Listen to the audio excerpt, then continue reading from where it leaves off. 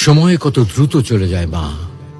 তোমার সেই দুষ্ট ছেলেটা এখন কত বড় হয়ে গেছে, আর তুমিও পেরিয়েছ 50টি বসন্ত। কোনো দিন কি তোমাকে এক টুকরো সুখ দিতে পেরেছিলাম?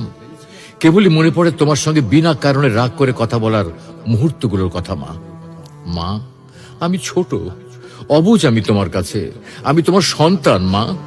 তোমার কাছে ক্ষমা চাওয়ার মতো যোগ্যতাটুকু আমার নেই। সন্তানরা হলো ধারালো চাকুর মতো, না চাইলেও মায়েদের কষ্ট দেয়, আর মায়েরা তাদের ক্ষমা করে দেয়।